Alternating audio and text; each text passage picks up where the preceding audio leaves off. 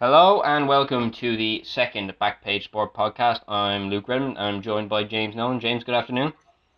Good afternoon, everyone. So on today's agenda, we have got the Premier League review. We're going to go look through the table and see how everything sort of worked out in the end, give our thoughts on that. Then we've got the Europa League final where Manchester United secured a 2-0 victory over the young Ajax team, Mkhitaryan and Pogba with the goals there. We're going to run over the World Cup of Darts draw which took place yesterday, and we're also going to just do a quick news roundup where qualifying for Formula 1 is going on and just a couple of other things that might be going on in the world of sport at the moment, including managerial changes and so on and so forth. So, James, I'll go to you now and let's look at the table. And first of all, Chelsea champions. What a season. Antonio Conte. What a season for right, Luke.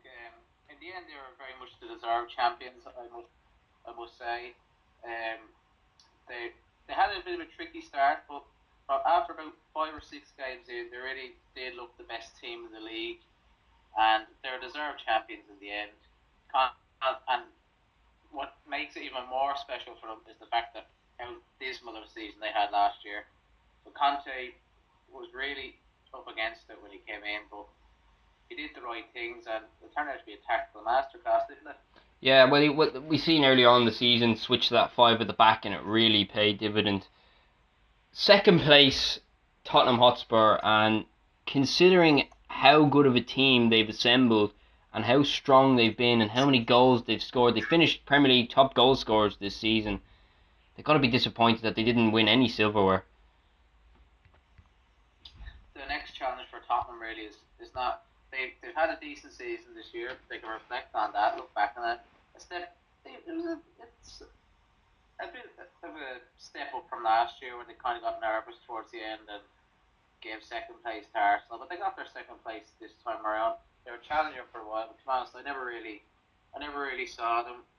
I could never really envision them catching Chelsea. I don't think many people did. But No, Chelsea were really good. I could never see Tottenham lifting that Premier League trophy at the end of the season. In behind Tottenham, it was City. Pep Guardiola's had a I'm not finished disappoint. talking about Tottenham yet. Oh, you're not finished talking about Tottenham. No, they can reflect on a good season, but the next challenge is over the summer is keeping Pochettino in that job. As we all know, Barcelona are going to be announcing a new manager in the next few days. It's unlikely that it is going to be Pochettino because there could be a bit more speculation around the Spurs and Barcelona camps that was going to be the case. But Yeah, certainly though, clubs across Europe, if they're looking for a manager at any stage during the season, he's definitely one to look at. He's done a great job of both Tottenham and Southampton back when he was manager there. and then after Pochettino in the hot seat, it's up to them to keep hold of their best players and add to that squad, such as they need to keep hold of Kane, Ali, um, and so on and so forth. Yeah, They need to keep hold they've got some talent they got to hold on to. Yeah, for sure. of that young team. And then who knows? I know that the Wembley curse to overcome next year when they're playing all their home games there, but who knows? Maybe if they hit the ground running next season, maybe they can go all the way. We'll have to see. Indeed, and as I was going to get to, Manchester City finished third. Pep Guardiola, he'd be happy with how the season finished, but they were never really in the title hunt, were they? No, they never really looked like challenger for the title. They started off well and they finished well in the last few games, but other than that, it's been a very lackluster season for them. Um, they would have hoped for better because he's coming in. He's worked wonders at Barcelona, worked wonders at Bayern Munich. But as I've said before, and I'll say it again, this was always going to be his toughest role because at the other two clubs, especially Bayern Munich, he had ready-made sides that were the best in the world. But in this City side, he had far from the finished article. So he was always going to have his work cut out for him. And they didn't quite do it this year. For a club like Man City, finishing in the top four is kind of at the bare minimum, and that's what they achieved. No silverware to show for it. And it's his first season as a manager without silverware, of course. So Yeah, that I find that interesting. best. His 100% silverware record goes at Manchester City, and we've seen Pellegrini and Mancini before him both pick up trophies, pretty consistently. So, that's a big fail in my book. I don't know. I don't think as a Manchester City fan you'd be too pleased with the season you just had. You want to be doing better. Like, we're going to get to them in a few minutes. But Manchester United, their local rivals, they finished sixth, but they got the Europa League and the League Cup. And now, of course, that Europa League victory came with Champions League football, which, City have, but Manchester United have matched them and have got two trophies, albeit less significant trophies, but trophies nonetheless. Yes, that's true. The trophy's a trophy at the end of the day, unless it's the Community Shield, of course. That doesn't count in my book. That you can't really count that. Now moving on from City, maybe, because we talked about them plenty in the last podcast, and we talked about this team a lot as well. Liverpool finished fourth, and really that was what Jurgen Klopp had to do this season, wasn't it? That's what he had to do. It's a step in the right direction. As I had been saying for the last few weeks of the season, seeing as they're up until Christmas and the New Year, they're in a serious title challenge. Finishing top four is the bare minimum. If Klopp and Liverpool did not finish in the top four, I would have considered the season to be a massive failure. It would have been a massive failure. I don't think there's a Liverpool fan in existence who would have been happy with that. But they did it. They got over the line, and they didn't stumble over the line either. No, convincing victory against Middlesbrough. Good performance. And even the week before that against West Ham, when Graham Souness expressed his concerns that if they were going to do it, they're going to stumble over the line. Well, they got 7 goals in 2 games and didn't concede any, so that showed Mr. Souness that they didn't stumble over the line again. But yeah, it was 2 good performances, and Liverpool in the last few years they had been building a reputation for bottling it, but they far from bottled it, and they were in the first half.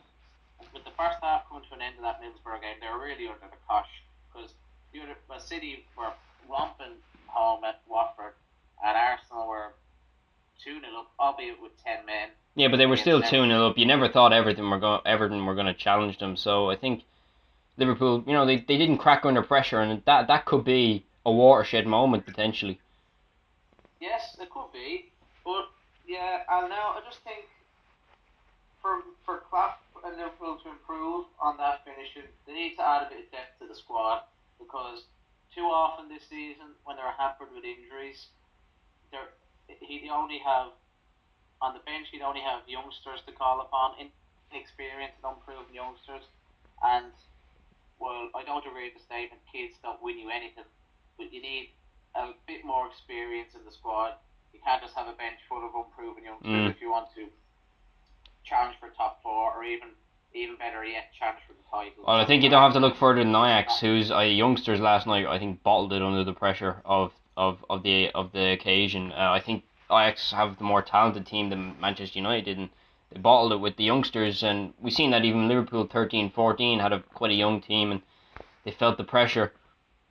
But even that season they had Gerrard, they had Agner was there. Well, every team's going to have their older players, but I think when your team is predominantly younger, they're going to get the jitters, and there's a reason why Chelsea didn't get the jitters because they had plenty of players who were experienced in that team. But it's not that we had a young enough team that year, but it's not that they were completely young. It's just a lot of them were inexperienced in actual title challenge. Because off the top of my head, the only players who would have been experienced challenging for the title that season would have been Gerrard, Toure, obviously, Agger, and Suarez. But other than that, like even Sturridge, he's been at City and Chelsea, but he was only ever a fringe player there, so you can't really count him back then. No, so it was good for Liverpool indeed to ensure that top 4 place, and now they'll move on to a playoff, and we'll see how they get there, and we'll be sure to talk about that when we get there. Now moving on to Arsenal, 5th place. That's a shocker of a season. I think in the next, if they don't win on Sunday in the FA Cup final, we're going to be really hearing the Wenger out people come out in full voice and in full force. It's their first time finishing outside the top 4 in 21 years, and it's the first time under Arsene Wenger. They're going to be very disappointed, and it's going to be really difficult for them next season because the Thursday night schedule, along with the intense Premier League football and domestic cup schedule. And they're not used to it either as a club. No, they've been At least the club and the team and everybody around them would have built up a regiment of it's Wednesday or Tuesday or Wednesday and then it's Saturday or Sunday. But now you've got Thursday and that Thursday Sunday is a real killer. Liverpool fans know all about it. Manchester United fans will have discovered it this year. It can be really tough. Oh, without a shadow of a doubt, especially if you're traveling to places like Israel or Ukraine on a Thursday night, and then if you're Liverpool or Manchester United, you're playing down the south coast on a Sunday. Yeah, yeah, It's definitely. quite difficult. Yeah, I South can. coast of Southampton somewhere. Yeah, it's definitely going to be interesting to see how Arsenal Like kind just of. say for example, Arsenal they're playing away in Israel on a Thursday night, and then come Sunday they're away to Brighton or Southampton on the south coast. They're gonna find it. They're gonna be tired. They're gonna be jet lagged. They're gonna find it difficult, I think. And teams like Southampton and Brighton, I'm just using them as and Bournemouth, just using them as examples because they're geographically located on the south coast. But teams in general, they'd be looking to Arsenal, they'd be fancying their chances, saying, "Hey, we can Yeah, get these three lads are points here." knackered. Yeah, something I actually wanted to bring up that I noticed for the first time, really in a long time, every single one of the big kind of clubs, the top six, are going to be playing European football next year. Has that leveled the playing field? Because we've seen Chelsea didn't have it this year, and then Leicester didn't have it the year before, and those two teams are the teams that pushed on to title victories because they didn't have that European pressure on them. Now all the big boys have the European football next year. Is that going to really? Could that be a big factor? Okay, but before I get into that, I'll say it. I said it last week. I'll say it again. Leicester was a freak season. Um, True. so we can nearly. They're not going to have European football again for a while. I don't think, No, unless they but win World Cup. well, you see, Liverpool made their push in 13-14. They didn't have European football that season, and now we're seeing Chelsea doing the same thing again, really benefiting from having a fresh team. Next season, nobody's going to have that benefit. Could it Well, I level the think that's playing going to make field? it going to make it all more exciting. I think. And well, you can really, if you want, you said the top six. If you want to include Everton in seventh, it's the whole top seven are going to have European football because Everton are going to be playing Europa League football as well next season. Yeah, but nobody expects Everton to challenge for the title anyway. No, not quite, but stranger things have happened as you saw with Leicester. True, true. Right, I'm gonna come back. We're gonna come back to Manchester United when we talk about the Europa League, and we'll discuss their season then. But I wanna Everton. I think we know they had a pretty seventh was where most people I think would have expected them to end up. So we're gonna gloss over them, and I'm gonna move right down, and we're gonna stop in 12th place, Leicester City. Their title defending season could have been a lot worse, but 12th place after where they were, that's not too bad, is it? It's not too bad. Makes you wonder how did the players up it so much when Ranieri left? Was there something going on behind closed doors that we don't know about, or what's the story there? Like, why did they? Why when Craig Shakespeare took to the helm, what brought out the best in them as such? Yeah, well, I can't imagine Craig. I can't imagine Shakespeare was some sort of tactical genius. So you can only imagine there was something went on with Ranieri and the players, and I think everybody assumes that something did go on. The players and the fans alike need to drop their expectations because there's not many people in the football world that would have been expecting them to be challenging for the title again this season. And never mind challenging for the title, challenging for the top four even. A lot of people would have said that 12th place Leicester, yeah. 12th, yep, that's where they finished, 44 points. 12th place Leicester, yeah, middle of the pack, in around the mid-table. That's just about right for them. Yeah, no, I'd expect him to keep that going for sure. I'm going to move two places below them. Crystal Palace have lost their manager now, but once again, Sam Allardyce did what Sam Allardyce does best, and that's keep teams in the Premier League. Yeah, I think that Crystal Palace team, they underachieved this season because some of the players they have in their ranks, they should be doing a lot better than battling relegation up until the penultimate week of the season. Like you got Benteke up front. They paid 32 million for him. You'd expect him to get a lot of goals. You've Kabay, you've also Zaha. You know, you don't really rate Zaha, I know. But you've Zaha. Well, I accept he had a very good season, and but I think he was one of the few players who matched as good as he can play. But you look at players like Benteke and so on; they didn't really hit the heights that they're capable of. And then a player on the opposite end of the spectrum, a player I don't really rate, but a lot of people seem to rate at Dave Andros Townsend as well. Yeah, another winger who I think he would have been best served staying with Newcastle by the looks of things, because I think they're going to come up and do good things. But yeah, interesting. Crystal Palace 14th place, and right below them, the Welsh contingent of the Premier League, Swansea City. They finished on 41 points as well, the same as Crystal Palace. But Paul Clement, I think, deserves huge credit coming in there and doing the job that he did. Of course, yeah, he steered a sinking ship really, and the last few weeks they were superb. They didn't crack under the pressure. They Swansea's really, form, just to cut across, just so you can really hammer home the point. Swansea's form as good as Liverpool's in the last 6 games of the season. well, there you go.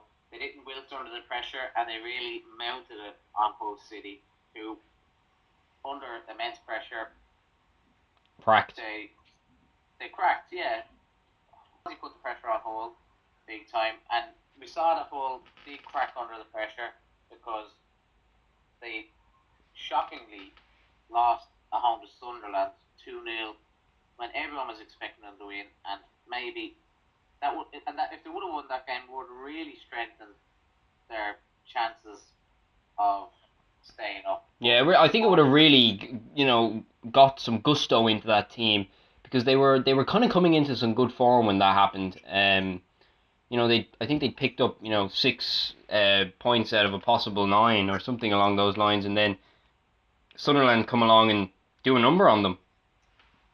Yeah, yeah, it was a surprise. Surprise to everyone, seeing as how atrocious Sunderland were all season. No disrespect intended, or maybe disrespect intended, but No, they were terrible, yes. yes, that was a really shocking result, and I think that was the result that more or less secured the relegation, because then they got spanked 4-0 away to Palace, and which would have been the biggest game of the season in terms of the relegation battle. Yeah, well, Palace weren't safe at that stage, and then Hull could have Well, really. It was a relegation 6 pointer at the end of the day. if Hull would have won that game, even after losing, we'll forget about the Sunderland results for now, because if they won that, they would have been in a way stronger position in that game. But let's just take it the way it actually happened. They would have won that game the final day of the season. They would have been going in 1 point behind Palace, and Palace would have been level on points with Swansea. So there would have been three of them in it for one relegation spot, and that would have been really exciting. But it's not the way it turned out, obviously, because Palace just came out and destroyed them. There was a bad, and the whole season kind of really got summed up in the 2 minutes into that Palace game when Andros Townsend flicked the ball over the head of one of the Palace. Whereas I forget the fullback for Hull. But Ranocchia, under no pressure, Ranocchia swiped at the ball, and that put Zaha clean through on goal for an easy one-on-one with the keeper, which he scored. I think that as well as the Sunderland results, that sealed Hull's fate really. Yeah, it was a moment really where you said, well, after losing to Sunderland, that's all they needed was a calamity at the back.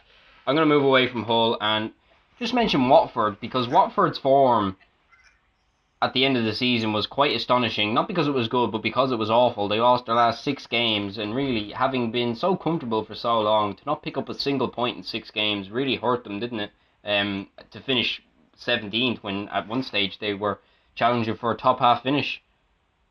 Yes, that really hurt them. I think they're going to be really feeling the heat next season unless they bolster their squad a bit.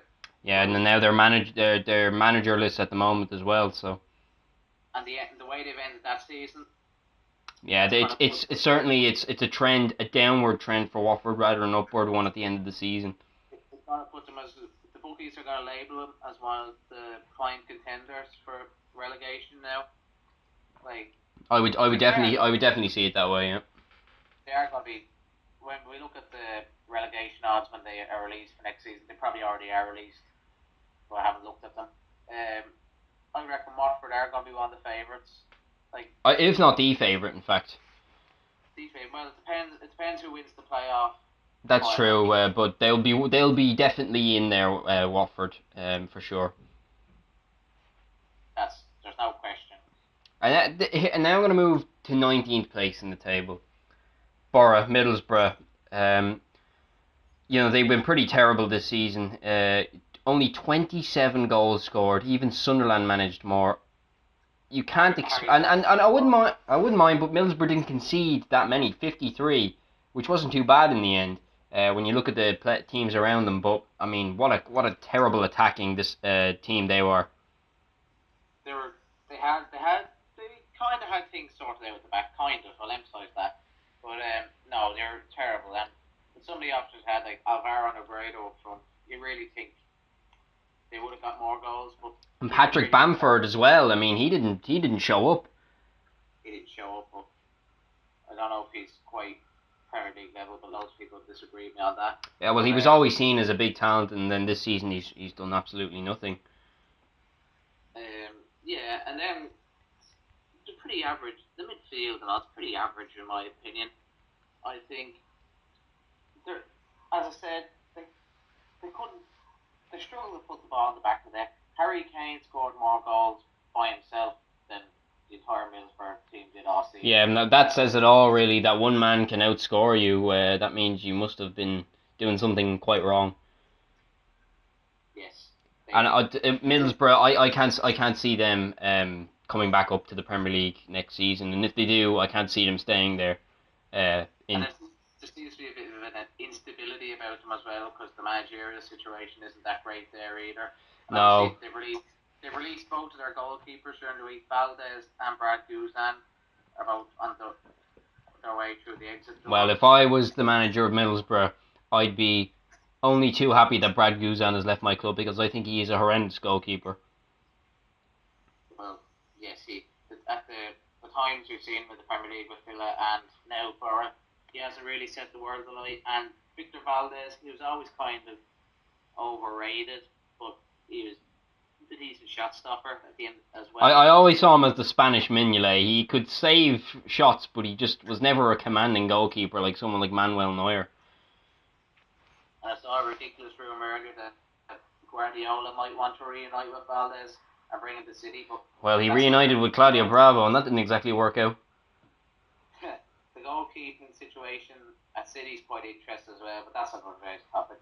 And the last club I want to mention before we move on, Sunderland, last place. Moyes is gone. I think the Sunderland fans will be pretty happy about that. I think the Newcastle fans will be pretty disappointed, but 24 points, just 6 wins all season, 26 defeats. They only managed to avoid defeat in 12 games.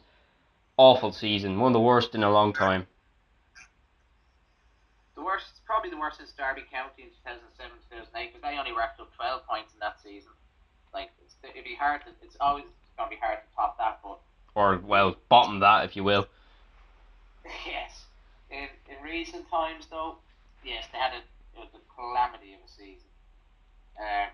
I mean, when you're relying on Jermaine Defoe for your goals, he's well over 30 at this stage. I know he got an England call up, but I mean, you can't rely on Jermaine Defoe to carry your team at this stage.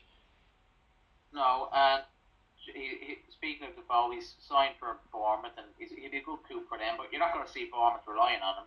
No, Bournemouth are a team who have really impressed me, actually. We didn't bother mentioning a lot of the mid-table teams, but 9th place for them, a top half finish. Nobody would have seen that coming when they got promoted. So yeah, I think they're a team that could really turn into the attacking version of Stoke, who really come up and stay up. Yes, that's quite true. But no, with Sunderland there, and Moyes, he made some awful signs last summer. I know I'm Irish, but you bring in Darren Gibson in. You brought Januzaj on loan from United. He was, if you remember, Januzaj was kind of Moyes' pet project at United in his one season there. like ever since Moyes left, we haven't seen much of Januzaj at United. And I hope we don't see a lot more of him because he was just terrible this season. A liability in midfield. And he couldn't get in the team near the end of the season. He brought in Oviedo, an ex-Everton partner. Yeah, left back. Oviedo left back, I think, yeah. Left back or left winger, yeah. He kind of played him as a wing back towards the end of the season. Yeah, well...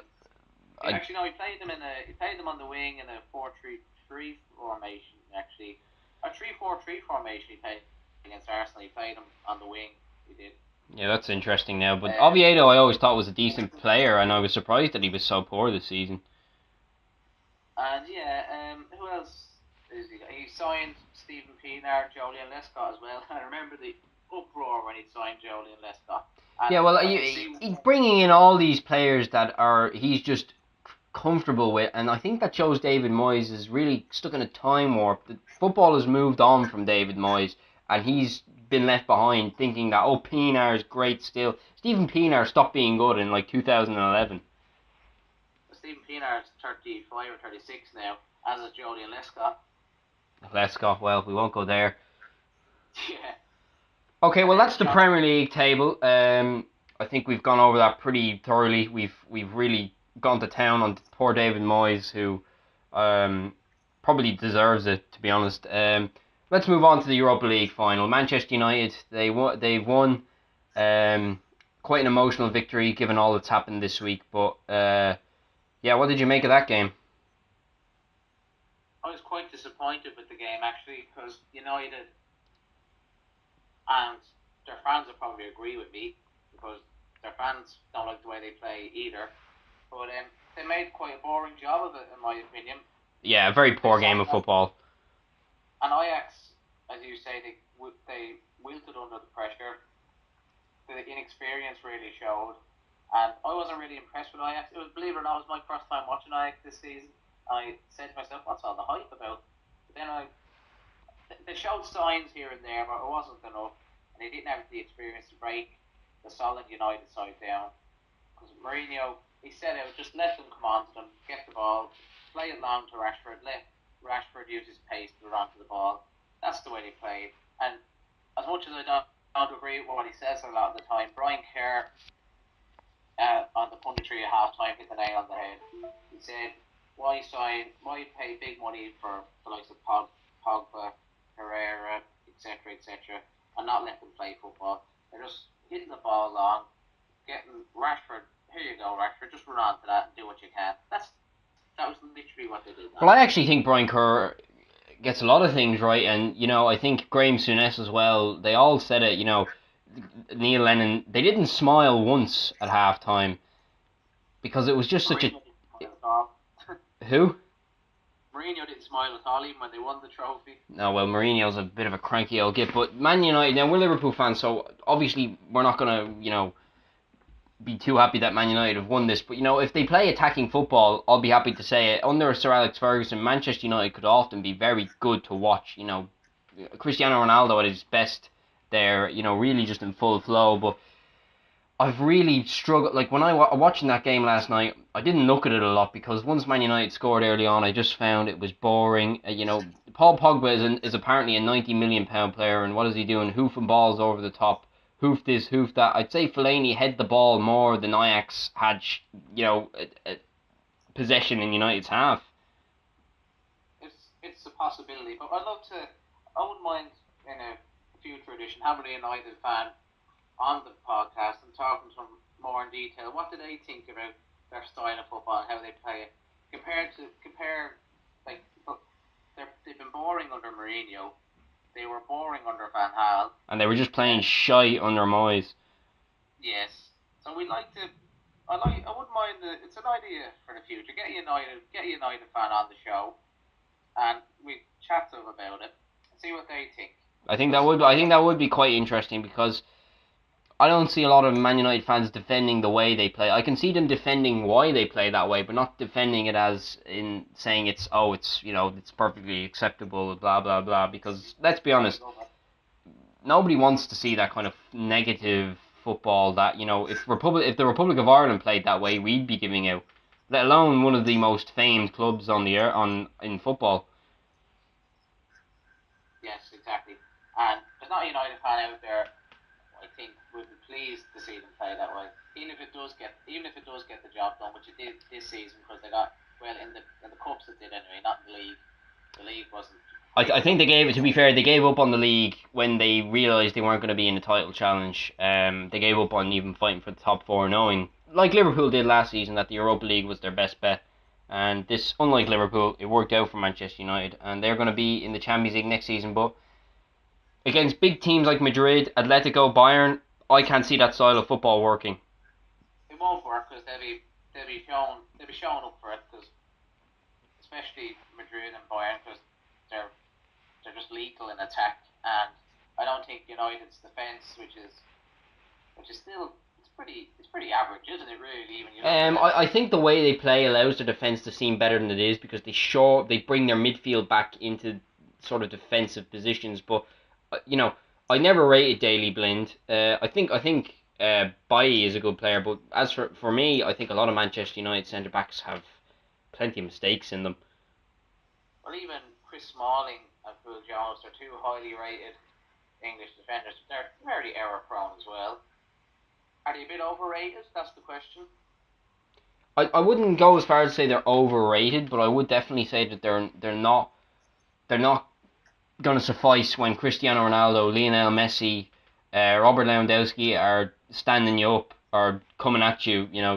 I can't see. It's all right when it's a bunch of Ajax youngsters, but when it's some of the best players on the planet, I don't see those defenders being enough. No, neither do I. But in saying that, but in case any United fans are frowning right now, I don't see Liverpool's defenders being enough either against those No, teams. I no, just want to put absolutely that out not, there. absolutely not. We're not being biased. No, Liverpool's defense, Manchester United's defense, I think they both need work, but more so, I think Manchester United's style of play is what's going to need the real work over the summer. Um, Mourinho's going to be stubborn. No, he's as long as Mourinho's in that hot seat at Old Trafford, they're going to be playing that way. We need to just realise that they're going to be unwatchable until Mourinho is gone. No, and it's not that Mourinho's played this way his whole career. When he won the Champions League with Porto and his first stint at Chelsea, he played quite traditional football. There was a lot of sort of he played traditional good football.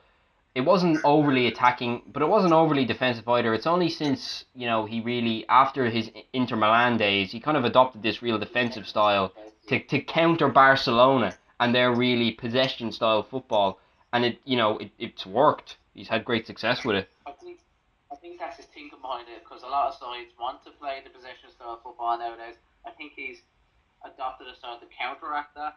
And I think he's sticking to it because it's working for him. It's working for him.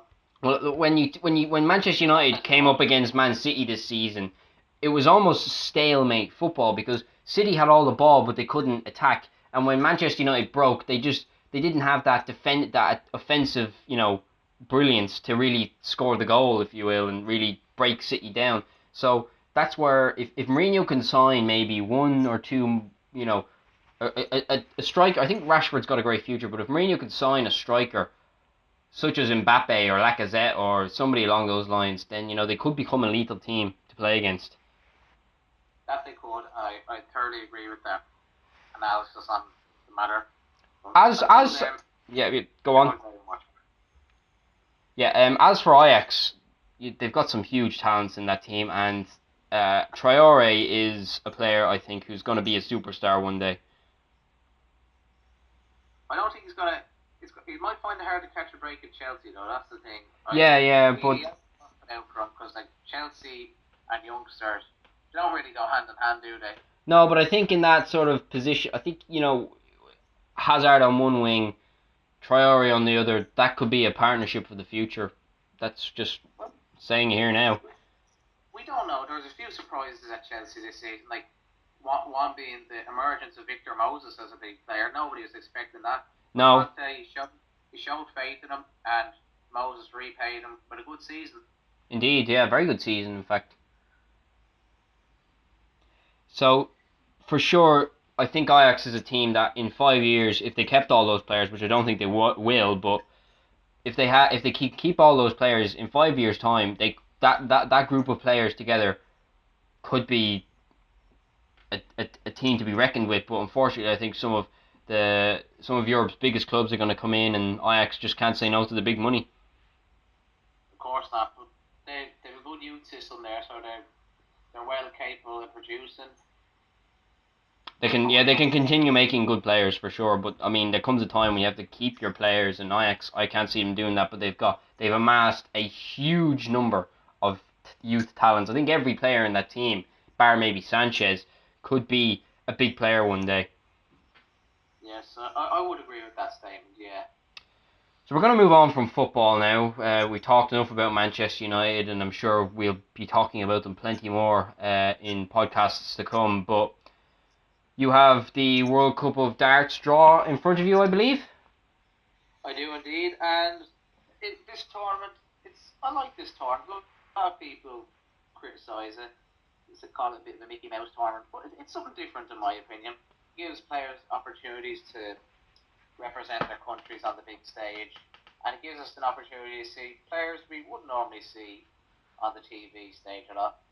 And of course, we get a bit of golden oldies as well. But golden oldies. When I say that and talk about the likes of John Part, Magnus Carus, Paul Lim, the players were kind of going off the garden radar just a little bit. Yeah, but they're still fan favourites, of course. They're still fan favourites, yeah. Especially John Part, but poor old John can't get back. The only way he can get himself on the TV nowadays is through the punditry. And he gets plenty of that, whether he's good or not. I like he divides opinion. I think he's a good pundit. But anyway, I'll get into the draw. I won't start with a seeded team just yet. I'll start with our home country, the Republic of Ireland. We've drawn Poland. It could go either way, that one in my opinion, because Mick McGowan and Willie O'Connor, they're a good partnership. They've shown before.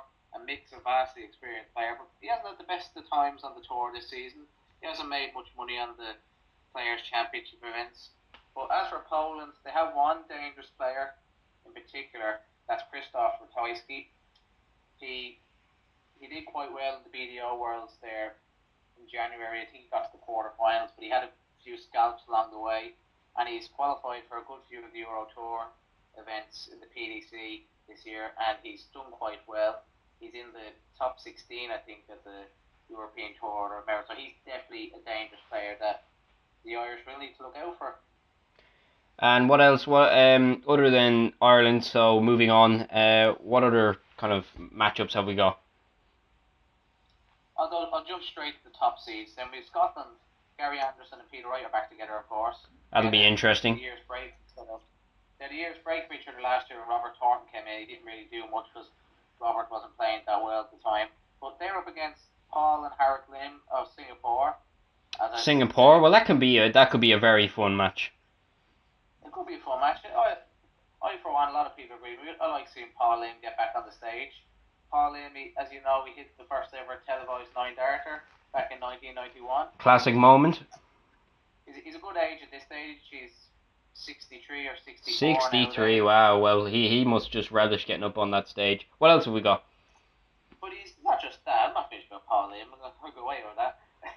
Not just that. He's probably renowned as one of the best Asian softstick players of all time. So he's like a fine wine. He's still quite good. Paul Lim is. Then we've got we're on to number 2 seeds. England. They're playing Gibraltar. That's the new look England team of Dave Chisnell and Adrian Lewis. No Phil Taylor. No Phil Taylor. No Phil Taylor yet. Because a lot of people would say that Phil Taylor's carried Adrian Lewis to the title the last few times they've paired up. I don't think it's a winning partnership if I'm going to be honest.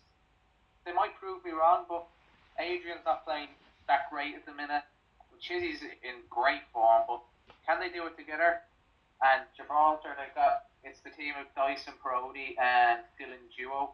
And Parodi he's very vocal on the stage. If he hits a ton 40 or 180 or hits a win and double, he'll let you know about it. He'll be shouting and jumping around, that's for sure. That is definitely for sure. What other ties have we got? We've got 3rd seed Netherlands against Czech Republic. That's Bardi and MBG. I'll be honest, I don't really know the Czech Republic players, so I think that should be a very handy Straightforward. first round tie for MVG and Barney. It should ease them into the tournament nicely. I'll be expecting a convincing win there. Then we're on to number 4 seed, which is Wales, who many see as a potential dark horse. I don't personally, because Gurren Price, while he's playing quite well. Oh, they're playing Finland, by the way. Finland, Wales against well, Finland. surely no problems there then. Well, they got Kim Viljanen, who's the Scandinavian #1. You would have seen him at the World Championship I last remember year. him, yes. I don't think there's going to be much problems, but in terms of being dark horses for the tournament, I don't really know, because it all depends on how Mark Webster plays, because we know he's struggling big time with the dartitis lately. Or lately, you mean he's always struggling with it? In particular, lately, though, he had got back to good form last year, but this 2017, he's admitted himself in interviews he's really struggling with it at the moment, but he's still getting results. That's the thing. That's the important thing. It'll depend how he plays, because Garen Price will play well. Yep. Then on to the number 5 seeds, we have Australia, Simon Whitlock and Kyle Anderson.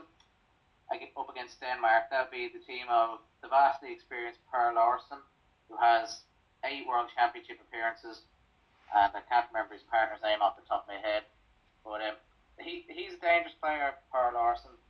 Whitlock and Anderson will have to watch out for him. Larsen, a few years back, you might remember, I don't know, but Terry Jenkins hit in the first round of the World Championship at Ali Pali. Larsen won his prelim round. He played Terry Jenkins in the first round. Jenkins hit a 9-darter against him, but Larsen still got the wins. That sort of shows how dangerous he can be.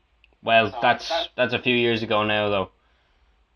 A few years ago, but he's still up there in the Scandinavian rankings, and he makes his yearly appearances at the World Cup of Darts. So he will be dangerous. He's a player that they will have to look out for, but I'd expect Australia to come through it.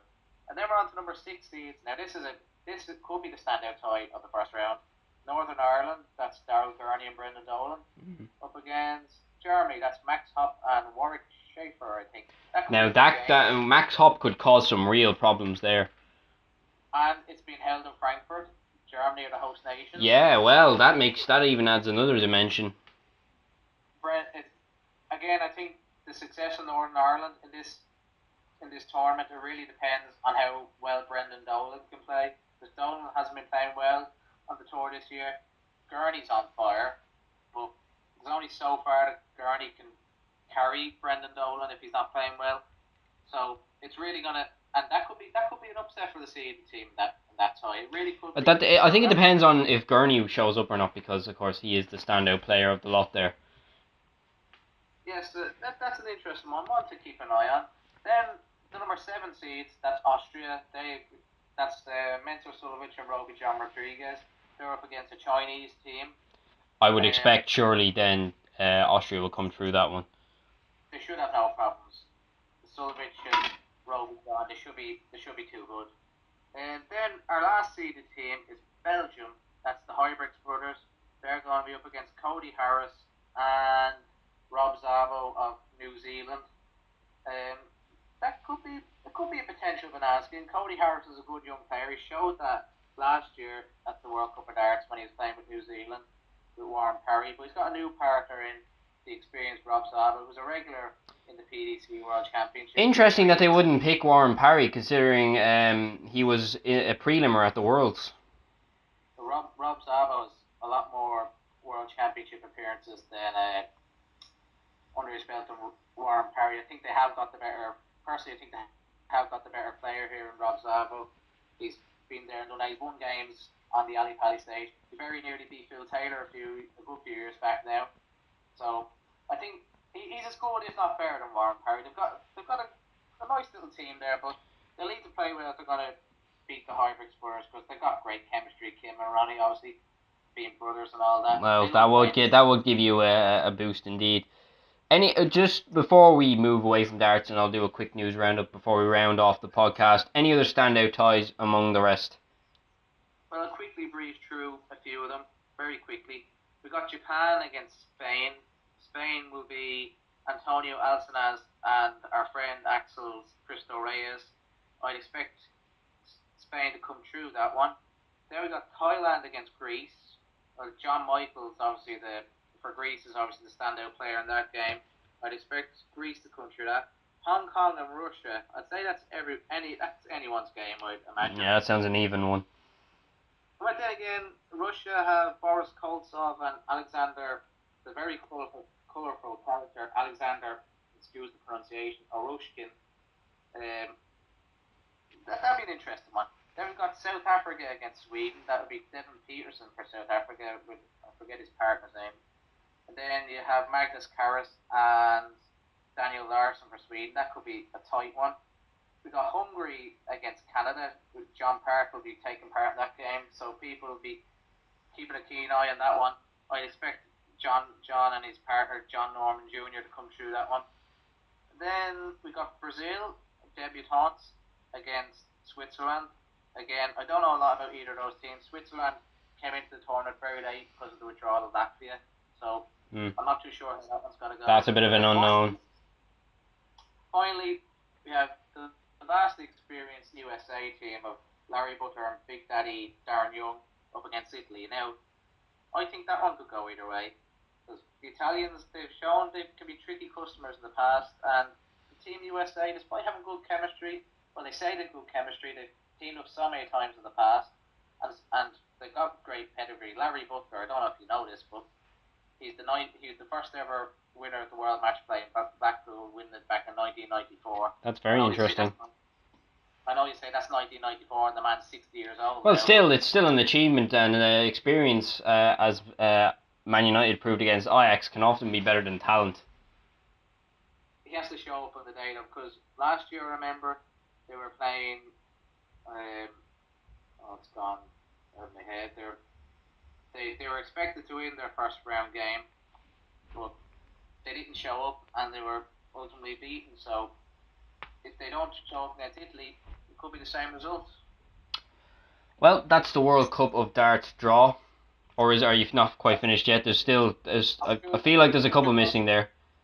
I should mention, actually, in the BDO circuit, the World Darts Trophy is starting tomorrow, and there was a bit of a conundrum over that in recent weeks. Is it going to be on TV? Is it not going to be on TV? The BDO made an announcement that it was going to be on a stream a few days ago, but they didn't announce the details. And then just yesterday, 2 days before the tournament is due to kick off, they announced that it'd be on channel, I think, 941 or something like that, and that doesn't sound right. Some obscure channel on Sky TV. So a bit of unrest in the BDO board at the minute, but hopefully they can sort it out. But on the dartboard, there'll be a few interesting names taking part in that tournament. Obviously, Glenn Durrant, Martin Wolfie Adams, Andy Fordham's going to be making an appearance, I think. So that'll be worth keeping an eye on. We might discuss it next week. I'm sure we'll tell you who the winner is anyway. I'm just going to move on now to a quick news roundup. In Formula 1, Sebastian Vettel was fastest from the Mercedes, who were struggling today, only 8th and 10th in FP2 in Monaco. I'll be sure to give a more detailed reaction to the Monaco Grand Prix in the next podcast, as it's a pretty pivotal moment in the season. Gary Monk has resigned as manager of Leeds. That's pretty big news. And also leaving is the Hull manager Silva. So a lot of teams who finished near the foot of the Premier League leaving the club. And there's not a whole lot else in the way of news today. That's the big stuff really. Managers resigning, the World Cup of Darts draw, and of course what's going on in the Formula 1. I'll just also briefly mention that Gareth Southgate axed Wayne Rooney from the England squad, which is quite interesting. I probably would have done the same. So very, very intense indeed. It's about time.